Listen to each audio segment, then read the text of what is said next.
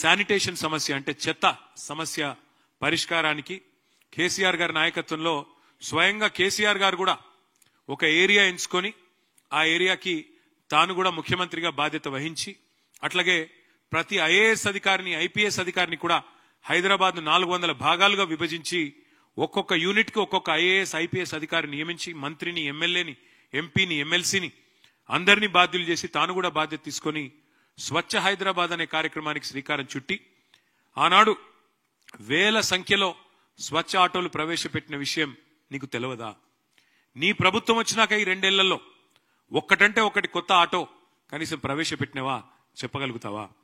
కేసీఆర్ గారి ప్రభుత్వంలో ఆనాడు 3000 మెట్రిక్ టన్నులు పర్ డే చెత్త సేకరణ చేస్తే మేము వచ్చినాడు తర్వాత మేము పెంచిన ఈ ఎఫిషియెంట్ కార్యక్రమం వల్ల అది 7,500 మెట్రిక్ టన్నుల సామర్థ్యానికి పెరిగింది. ప్రతిరోజు చెత్త కలెక్షన్ 3,000 నుంచి 7,500 టన్నులకు పెంచింది కేసీఆర్ ప్రభుత్వమా కాదా?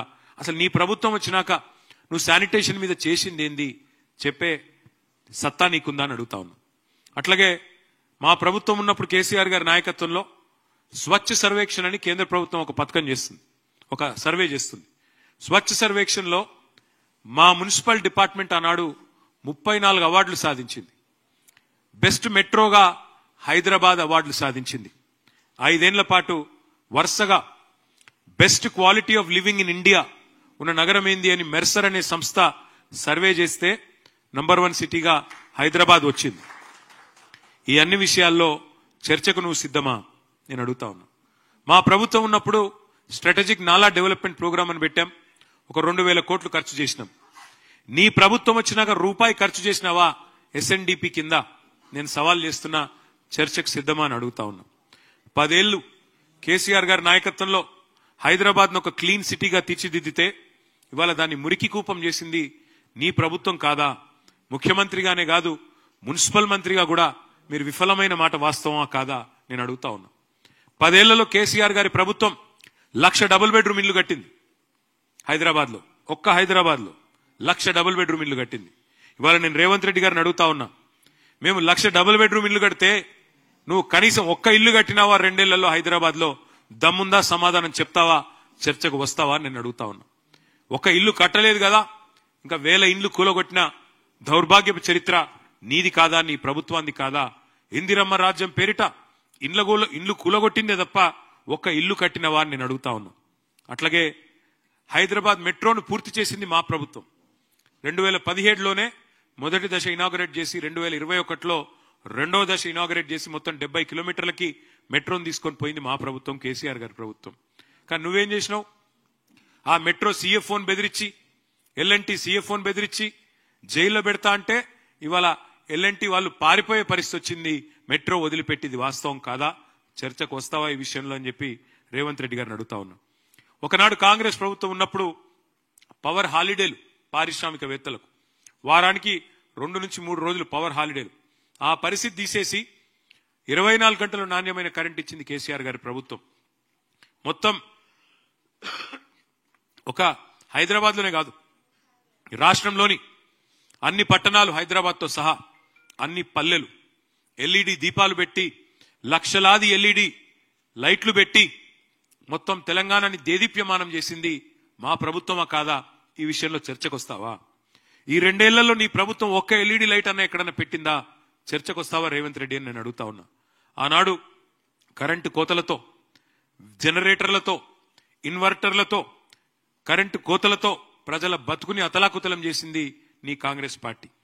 ఎవరి హయాంలో విద్యుత్ వెలుగులు కొనసాగినాయో, ఎవరి హయాంలో విద్యుత్ కోతలు, కరెంటు కష్టాలతో ఇబ్బంది పడ్డారో ఈ విషయంలో చర్చకు వస్తావా అని నేను అడుగుతా ఉన్నా. ఆనాడు కేసీఆర్ గారి ప్రభుత్వంలో కాంక్రీట్ జంగల్ గా మారిన హైదరాబాద్ లో 108 అర్బన్ లంగ్ స్పేస్లు, కొత్త అర్బన్ పార్కులు ఏర్పాటు చేసింది మా ప్రభుత్వం. ఇలా నీ ప్రభుత్వం వచ్చినాక కొత్తది ఒకటన్న కట్టినావా? కొత్తది ఒక్క పార్క్ అన్న కట్టినావా నేను అడుగుతా ఉన్నా. అట్లాగే green city of the world, tree city of the world గా హైదరాబాద్ అవార్డులు అందుకున్నది కేసీఆర్ గారి నాయకత్వంలో. హైదరాబాద్ నగరం లోపల, ఓఆర్ఆర్ లోపల 147% గ్రీన్ కవర్ పెంచింది కేసీఆర్ ప్రభుత్వం.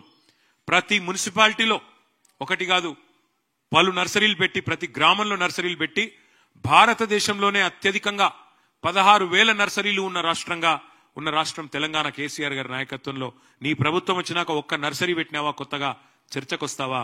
నేను అడుగుతా ఉన్నా. అట్లాగే అసలు కొత్త చెట్లు పెట్టడం కాదు, ఉన్న చెట్లను నరికేసి 10,000 కోట్లకు కకృతిబడి హైదరాబాద్ సెంట్రల్ యూనివర్సిటీలో అక్కడ ఉండే జీవ వైవిధ్యాన్ని విధ్వంసం చేసిన దుర్మార్గుడివి నువ్వు కాదా?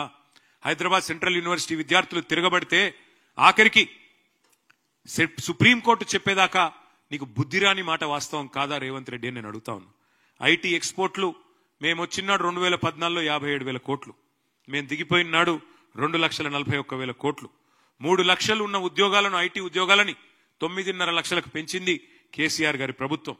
24,000 కొత్త కంపెనీలు తెచ్చాం, 24 లక్షల ఉద్యోగ అవకాశాలు సృష్టించాం. నువ్వెన్ని నిజమైన పెట్టుబడులు తెచ్చావో, నువ్వెన్ని పారిపోయేలాగా చేసినావో, నీ బాధ తట్టుకోలేక ఎంతమంది పారిశ్రామికవేత్తలు మీరు తలలకు తుపాకులు పెడుతుంటే పారిపోతున్నారో ఈ విషయంలో చర్చకు సిద్ధమా అని చెప్పి రేవంత్ రెడ్డిని నేను అడుగుతా ఉన్నా. కేసీఆర్ గారి నాయకత్వంలో ఇవాళ నువ్వు రోజు లేస్తే కూర్చుంటున్నా కమాండ్ కంట్రోల్ సెంటర్ కట్టి 10 లక్షల సీసీ కెమెరాలు పెట్టి హైదరాబాద్ లో one of the most safest cities గా తీర్చిదిద్దింది కేసీఆర్ గారి నాయకత్వం మా ప్రభుత్వంలో. మరి నువ్వు వచ్చిన తర్వాత ఇవాళ 41% క్రైమ్ రేటు సైబరాబాద్ లో పెరిగింది. హైదరాబాద్ కమిషనరేట్ పరిధిలో 60% పెరిగింది. నువ్వు వచ్చిన తర్వాత ఇవాళ డే లైట్ మర్డర్లు, డే లైట్ రాబరీలు, పారిశ్రామికవేత్తల తలకు తుపాకులు, ఇది అయిన మాట వాస్తవం కాదా? నీ ప్రభుత్వం ఎంత అధ్వానంగా ఉన్నదో, గన్ కల్చర్ ఇవాళ ఎంత పెరిగిందో నువ్వు వచ్చినాక ఈ విషయంలో చర్చకొస్తావా? ఆఖరికి నీ ప్రభుత్వం ఎంత దిగజారిపోయింది అంటే, నువ్వు ముఖ్యమంత్రివి, నువ్వే హోంమంత్రివి, కానీ నీకు ఖబర్ లేదు. మహారాష్ట్రలోని ముంబై పోలీసులు వచ్చి హైదరాబాద్ లో ఉండే చెర్లపల్లిలో 12,000 కోట్ల డ్రగ్స్ పట్టుకున్నారంటే నువ్వు, నీ హోంమంత్రిత్వ శాఖ, నీ డీజీపీ ఏం చేస్తున్నారు? ఎంత అధ్వానంగా ఈ రాష్ట్రంలో శాంతి భద్రతల నిర్వహణ ఉంది, ఎంత విచ్చలవిడిగా డ్రగ్ కల్చర్ నీ గవర్నమెంట్ వచ్చినాక పెరిగింది. 12,000 కోట్ల డ్రగ్స్ దొరికినాయి చెర్లపల్లిలో అంటే దానికి నీకు బాధ్యత లేదా? నీకు సిగ్గు లేదా అని నేను అడుగుతా ఉన్నా. అదే హైదరాబాద్ 10 ఏళ్ల బీఆర్ఎస్ పాలనలో ఎట్లా సేఫ్ సిటీగా మారింది, నువ్వు ఎట్లా క్రైమ్ సిటీగా మార్చినామో తేల్చుకుందాం. చర్చ ఎప్పుడు పెడతావో పెట్టు.